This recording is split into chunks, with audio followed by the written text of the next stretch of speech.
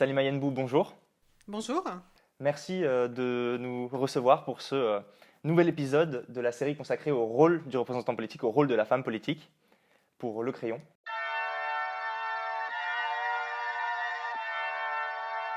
Je ne vais pas mal, mais rassurez-vous, un jour je ne manquerai pas de mourir. Vous êtes élue au Parlement européen, députée européenne, écologiste, depuis 2019, et vous avez eu un parcours plus ancien dans le milieu scolaire en France, et puis un engagement politique qui est plus ancien aussi, notamment au Parti socialiste. Quel est, selon vous, le rôle du représentant politique ? Je pense qu'il est multiple, en tout cas j'en vois au moins deux. Il serait un ambassadeur, un porte-parole en fait des citoyens et de leurs intérêts. Et je pense qu'il doit porter de la meilleure manière justement ses intérêts. La deuxième, ce serait qu'il soit ambassadeur de ses propres convictions, mais aussi celles du groupe politique auquel il appartient, puisque il est élu au sein de ce groupe. Je crois aussi qu'il doit être porteur de valeurs, notamment l'éthique, la probité et la transparence. Et ça, je pense que c'est important. Et il doit pouvoir aller un peu au-devant de la pensée majoritaire, à l'instar peut-être de Badinter pour l'abolition de la peine de mort, ou de Simone Veil pour l'avortement, ou plus récemment de François Hollande sur le mariage pour tous. Donc c'est un ensemble de tout ça. D'accord. Et alors vous, en tant qu'élue européenne, qui représentez-vous? Est-ce que vous représentez des électeurs français? Est-ce que vous représentez un parti? Alors, je représente les Français, puisque j'ai été élue par les Français. Je représente aussi les Européens de manière générale, les femmes. Et vous avez souligné mon parcours au sein de l'éducation nationale. Donc j'essaie en tout cas d'être une représentante de la jeunesse, ou je dirais plutôt des jeunesses, parce que je pense qu'il y en a plusieurs en France et en Europe. Et en essayant de trouver le meilleur moyen, les meilleurs outils dont pourrait bénéficier justement cette jeunesse, et en particulier la jeunesse qui est un peu délaissée, celle des quartiers populaires, donc travailler sur l'inclusion. Donc, en fait, la personnalité que vous êtes euh, est aussi représentative de certaines catégories de la population, de certains parcours. Et en tant qu'individu, vous, votre parcours personnel joue un rôle dans votre représentativité? Oui, complètement. Je crois qu'on se construit tout au long de son parcours de vie. Et suivant les parcours que on incarne en soi certains combats. Et ce combat de l'inclusion, puisque moi j'ai vécu euh, des problèmes de discrimination à certains moments de ma vie, qui sont moindres par rapport à ceux que peuvent vivre d'autres personnes, mais j'en ai vu la souffrance au quotidien. Et, je le porte en moi, j'ai envie de travailler sur ces sujets-là. Et c'est vraiment quelque chose de très transversal. Donc ça joue dans tous les textes. Par exemple, lorsque je travaille sur des compromis, souvent ma limite, c'est justement de pouvoir intégrer toutes les populations et l'écrire noir sur blanc, que ce mot d'inclusion soit écrit. Donc effectivement, ces combats-là sont permanents dans tout le travail législatif qui me concerne. Est-ce que les discriminations que vous avez vécues sont propres et particulières au milieu politique, ou est-ce que c'est à la société en général? Et est-ce que l'inclusion est présente dans le milieu politique, et en particulier peut-être au Parlement européen? Alors, malheureusement, si ça n'était qu'un problème politique, je me dirais que bon, ça serait un moindre mal. Mais non, ce problème existe dans toutes les couches de la société. Et je crois, par exemple, sur la thématique de l'environnement et de l'écologie, il y a cette jeunesse, 57% des jeunes qui pensent que c'est une priorité. Mais lorsqu'on regarde qui sont ces jeunes, ce ne sont pas les jeunes des quartiers populaires qui, eux, sont très très loin de cette problématique, puisqu'ils en ont d'autres à gérer au quotidien. et surtout, ils n'ont pas de projection. Donc, ça touche vraiment tous les sujets. Et alors les jeunes des quartiers populaires qui s'intéressent moins à l'écologie que d'autres types de jeunes, est-ce qu'il y a une défiance qui est particulière à ces quartiers-là? Est-ce que c'est au sein de la jeunesse, vous sentez des fractures? Et quel message souhaiteriez-vous adresser aux jeunes ou aux jeunes en particulier des quartiers populaires qui sont peu sensibles à ces thématiques-là? Alors, c'est pas forcément peu sensible. Je vais nuancer. Peut-être que je suis allée un peu fort sur mes propos. Euh, je crois qu'il y a une jeunesse qui est plutôt familière de cette problématique, qui connaît le fonctionnement institutionnel et qui navigue assez facilement. Et cette jeunesse-là se bat au quotidien pour son avenir. Donc ça veut dire que déjà, elle s'imagine qu'elle a un avenir, ce qui est plutôt positif. Et cet avenir, elle se dit, cette jeunesse, qu'il faut qu'elle se batte pour l'écologie, pour avoir un avenir correct.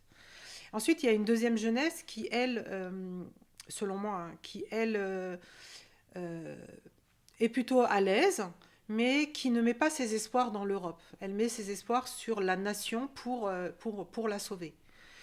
Et cette troisième jeunesse dont on parle rarement, c'est la jeunesse des quartiers populaires qui, eux, ne voient pas d'avenir.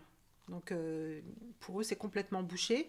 En plus du plafond de verre, là, on a complètement des murs complètement opaques, sans fenêtre. Donc ils ne voient pas d'avenir. Et cette jeunesse, moi, si j'avais à leur dire quelque chose, c'est que la première chose, c'est que ce sont eux qui polluent le moins. Contrairement à ce qu'on dit souvent, les quartiers populaires sont ceux qui polluent le moins. Donc déjà, je pense que proportionnellement, on devrait leur en demander sans doute moins, en tout cas pas plus que les autres. Alors, dire qu'ils ne s'intéressent pas, c'est pour ça que je voudrais nuancer, on l'a bien vu avec le Covid, ils s'intéressent aux problématiques qu'ils vivent au quotidien et aussi aux questions écologiques. Il y a eu plein d'initiatives qui ont été mises en place. Notamment, il y avait le hashtag Nettoie ma ville, nettoie ta ville. Je ne sais pas si vous connaissez, je crois que c'est ça, nettoie ta ville. Et en fait, les jeunes des quartiers populaires se lançaient des défis pour nettoyer leur ville, ramasser tous les détritus. C'est bien. Voilà. Et ce défi fonctionnait vraiment. Il est parti du 95, je crois. Et finalement, maintenant, ce défi s'est étendu à toute la France. Donc, il y a une vraie prise de conscience. Mais je crois qu'il faut vraiment les déculpabiliser. Ils ne sont pas à la source de la majorité de la pollution. Et vous qui êtes né à la Cité des 3000 à Aulnay-sous-Bois, Oui, c'est ça. qu'est-ce qui vous a lancé dans ce parcours politique et dans cet intérêt pour le socialisme et l'écologisme? Alors, je crois vraiment que s'engager en politique, c'est un engagement souvent pas directement en politique. C'est-à-dire que moi, je me suis engagée rapidement, j'ai compris dans mon quartier, j'étais très bonne élève, hein, donc j'étais en réussite, etc. Donc, et j'ai rapidement compris que tout le monde n'était pas dans la même situation que moi. Et j'ai vu rapidement qu'il y avait quand même un décalage entre la cité dans laquelle je vivais, qui était plutôt fermée de l'extérieur, et le reste du monde, voire la ceinture de la cour de Paris, qui était un peu éloignée de nous et qui était un autre monde. Donc rapidement, j'ai compris que la solution, elle viendrait de nous, qu'il ne fallait pas attendre des politiques qu'ils trouvent des solutions pour nous, il fallait qu'on les trouve nous-mêmes. Donc j'ai monté une association en fait d'aide aux devoirs. Et tous les soirs, on recueillait à peu près une centaine d'élèves des écoles voisines. On allait les chercher dans la rue, hein. On leur donnait des petits papiers pour qu'ils s'inscrivent. Et les mômes qu'on voyait traînaient un peu à l'extérieur alors que c'était l'heure de faire les devoirs. Et du coup, je suis tombée amoureuse de ce métier d'enseignant et je me suis dit aussi que finalement, c'était chouette de travailler après l'école, mais que finalement, tout se passait à l'intérieur de l'école. Donc, c'est comme ça que je deviens institutrice. Et au fur et à mesure, je m'aperçois que pour pouvoir faire plus, il fallait gravir les échelons. Et c'est ainsi que je suis formatrice pour essayer de former des enseignants, donc toucher plus d'élèves parce que plus d'enseignants. Ensuite, le lycée, pour aussi travailler sur les problématiques d'orientation, parce qu'il y a un réel problème là-dessus. Donc ça n'a jamais été le pouvoir pour le pouvoir, c'est le pouvoir de faire plus. Et je crois que là, l'Europe, c'est aussi le pouvoir de faire plus. Pour l'écologie, je ne suis pas une écologiste de la première heure, et je n'ai pas honte de le dire, parce que je crois qu'il est important de se dire que chacun a son histoire, et que la problématique de l'écologie, elle s'impose fortement aujourd'hui, mais qu'il y a quelques années, c'était pas si flagrant que ça, et que chacun combat ses propres, pour ses propres convictions. Donc je ne suis pas une écologiste de la première heure, mais le fait d'avoir des enfants m'a fait prendre conscience qu'à un moment, ils viendront me dire « mais tu le savais, t'as rien fait ». Donc j'avais besoin de faire quelque chose. Voilà cette orientation pour l'écologie. Aujourd'hui, l'écologie, c'est un thème qui est très transpartisan, qui a gagné, et heureusement peut-être, différents partis politiques et différents programmes. Alors vous allez me dire que les Verts ne sont pas limités aux thématiques environnementales, mais est-ce que les Verts ont encore une raison d'être aujourd'hui? Oui, quand même. Alors, quand je parle des Verts, je parle d'alliance des Verts en général. Parce que moi, je ne suis pas affiliée au Europe Écologie Les Verts, je ne suis pas étiquetée. Oui, je crois que l'écologie a quelque chose à apporter que les autres n'apportent pas. Moi, quand vous me posez cette question, je pense à une publicité dont je ne donnerai pas le nom, mais qui est ce bonhomme vert auquel tout le monde veut ressembler en mettant des post-it. Bonjour madame, je voudrais vous proposer un crédit multiprojet, un taux incroyable. Donc les écologistes, ce sont les bonhommes verts. Et du coup, les autres partis seraient ces copies, ces pâles copies où finalement tous ces post-it, lorsqu'ils tombent, on voit qu'il n'y a pas.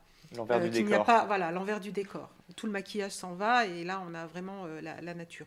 Dans les programmes qui sont proposés, on l'a vu avec les municipales, il y a une espèce de verdissement où tout le monde plantait des arbres, etc. Je crois que la différence réelle qu'il peut y avoir entre les écologistes et les autres, c'est que les autres partis construisent leur programme et ensuite essaient de regarder ce qu'il peut y avoir de vert à l'intérieur pour le porter en affiche. Ou bien rajouter des petites touches de vert, on passe un petit coup de stabilo dessus. C'est du greenwashing? C'est un peu ça. Voilà, c'est ça. Et souvent, on voit qu'il y a des copies. Alors que les verts, lorsqu'on écrit un programme, on l'écrit avec de l'encre verte. Donc c'est vert du début à la fin. On ne fait pas les choses à l'envers. Voilà. Et est-ce qu'il y a des orientations politiques ou des partis politiques qui sont peut-être plus à mettre en cause sur ce greenwashing politique? Tout le monde, je pense, a un petit peu joué de ça pour se faire élire. Et je pense qu'on en parlera un petit peu après, mais ça participe à la défiance, justement, vis-à-vis des politiques. D'accord. Est-ce que vous avez une explication à cette défiance politique qu'on ressent dans la société, le niveau d'abstention qui baisse, qui a été au plus bas aux municipales récentes? Alors, la défiance, un mot, ça serait compliqué. Je crois qu'elle est multiple et surtout, elle remonte à assez longtemps avec une accélération, je pense, sur les 20 dernières années, où chaque politique est venue avec des promesses, a créé de l'espoir, ensuite de la déception et ensuite du désespoir. Et on s'aperçoit sur les 20 dernières années que ce désespoir est grandissant. Je crois qu'il y a aussi une défiance envers ces politiques qui en ont fait un métier. Pour moi, faire de la politique, c'est une parenthèse dans sa vie. C'est être au service des autres à un moment de sa vie parce que on veut porter des valeurs, on veut porter des idées, on veut les incarner à un moment. Et il faut le savoir aussi à un moment, laisser la place aux autres. Et tout ça crée de la défiance envers les politiques. Et sans doute aussi un manque de représentativité. Je crois qu'un corpus, un gouvernement, un groupe de parlementaires élus doit être à l'image de ce qu'est la France. Et on en est très loin. Ok. Et au niveau de l'Europe, c'était un des 3 thèmes les plus présents pendant la campagne présidentielle de 2017. Il y a un attachement qui est fluctuant en France. Qu'est-ce que vous auriez à dire aux personnes qui nous regardent, à nos spectateurs, pour stimuler l'attachement à l'Europe? Alors, déjà leur dire que l'Europe n'existerait pas sans eux. Donc on a besoin des citoyens. L'Europe s'est construite au départ sur un défi. Et le défi, c'était d'éviter qu'il y ait des guerres entre les pays.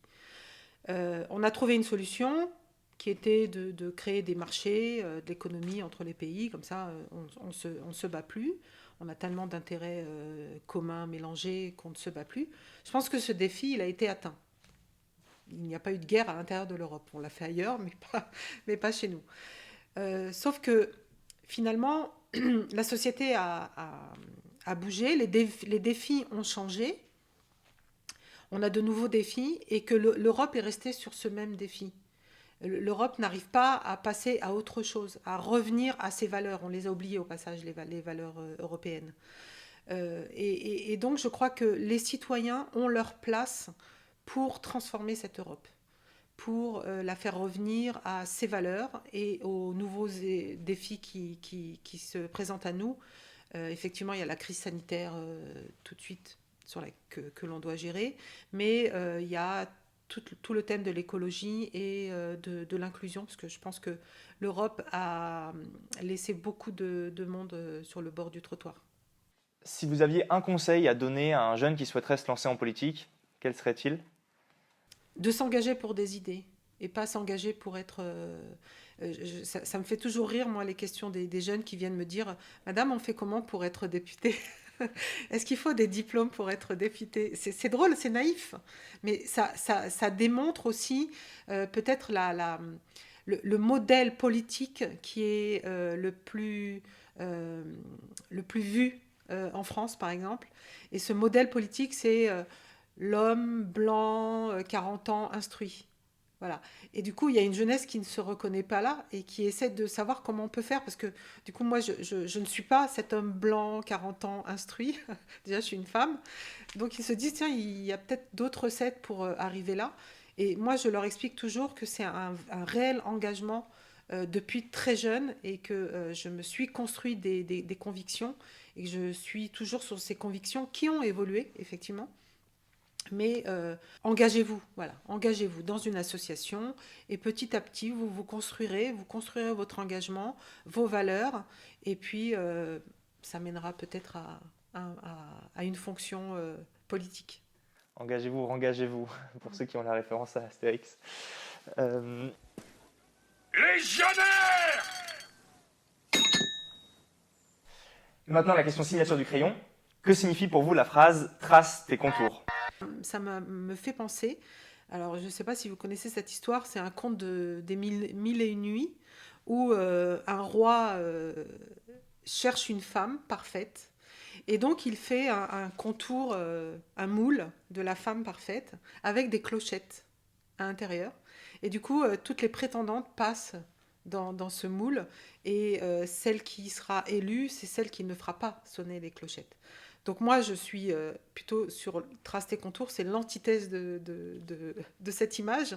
C'est justement chacun construit ses contours. Moi, je suis pour justement la différence, donc des contours différents pour chacun. C'est la meilleure image de trace tes contours que j'ai eue pour l'instant. Ah oui, c'est vrai. Merci beaucoup, Madame Mais de Henry. rien, merci à vous. N'hésitez pas à vous abonner à la chaîne du Crayon, à liker cette vidéo et puis à regarder celles qui vont suivre dans les recommandations. À bientôt pour un prochain épisode. Vous ressemblez à M.